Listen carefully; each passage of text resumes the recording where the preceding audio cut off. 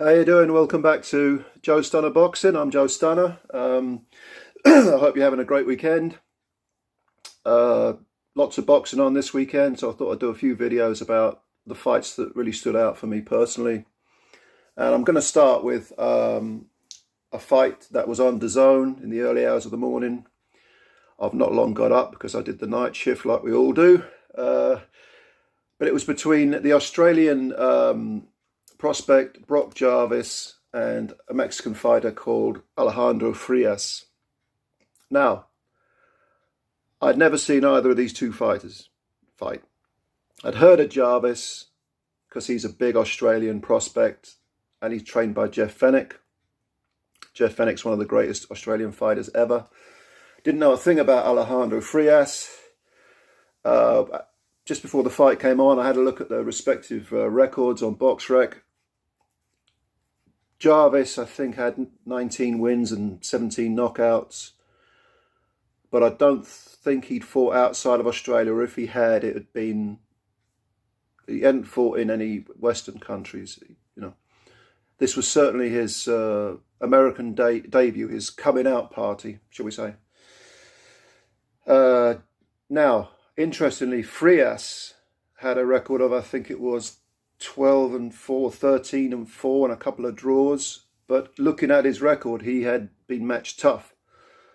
He'd beaten undefeated fighters and he'd lost to them. And I think he'd been stopped twice. But it looked to me like he was one of those typical Mexican fighters who is match tough, wins, loses a few. But if you're lacking, if you're a fake prospect, he's going to find you out. And so it almost happened with Brock Jarvis, because this was a very interesting fight from the point of view of a prospect and how you bring a prospect on. I've got to start by saying that if ever there was a fighter who reflects the style of his trainer, it is Brock Jarvis. Because Jarvis's style is Jeff Fenech incarnate. It's almost like a it's almost like a rebirth of Jeff Fenech. These guys are super featherweights, by the way. I should have mentioned that. But Jarvis, how he makes super featherweight when he's so broad-shouldered and built like a Greek statue. There ain't an ounce of fat on the kid. Frias, he was in shape, but I don't know this for a fact, but I'm thinking maybe he didn't have a lot of notice. Anyway, Jarvis comes out in that Jeff Fenech style, and he is letting the punches go. He is putting it on Frias. I mean, he's throwing everything at him, just like Fenech used to. If you followed Fenech's career, or if you're familiar with it, he was this sort of high-octane, utterly frenetic, crash-bang wallop fighter. Terrifically entertaining. Great jaw, at least for the first 4/5 of his career, he had a great jaw. He ended up getting knocked out by Calvin Grove. Calvin Grove was feather-fisted.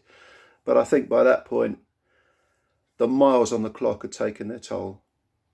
Because this type of style, it doesn't lend itself to a long career. So Jarvis is coming out and he's putting it on Frias in the first round. Frias rocked a couple of times, knocked about, but survived. In the second round, more of the same to start with, but then Frias tags Jarvis.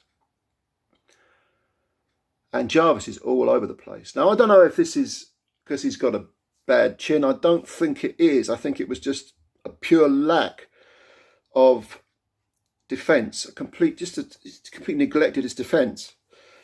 And he was getting battered around the ring. I mean, Frias poured everything at him. This was his chance. The window of opportunity was there, and Frias was going to jump through it. And he got Jarvis on the ropes. There should have been a knockdown called because the ropes kept Jarvis up. The referee didn't call it, which I think was a mistake. It's one of those fights where there's so much action going on. You can almost forgive the ref for making a mistake because it's so frenetic, but it should have been a knockdown.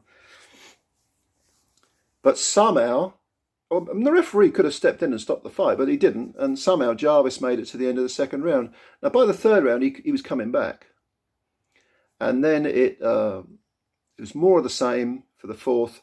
And in the fifth round, the referee stopped the fight in favour of Jarvis.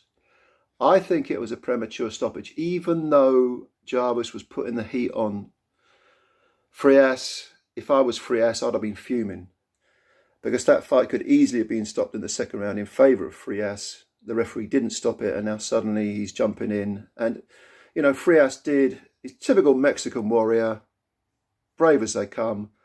I think he's only a young lad. I think he's only about 25, so he can come back, but that's not really the point. You know, the fight got stopped. In my opinion, it looked premature. Okay. So, what do I think about the future for Jarvis? He's going to have a short career if he continues with that style.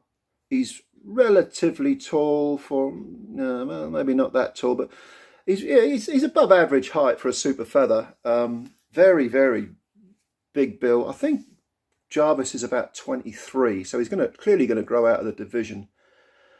But as you grow out of divisions, you come up against bigger men, of course, and his style does not lend itself to an extended career, or necessarily a very successful one. Fenech's style was Fenech's style. To try and put it on any kind of prospect, I had my doubts, put it that way. I think Jarvis is going to probably come a cropper. I could be wrong, and I don't wish the kid any harm. You know, good luck to him.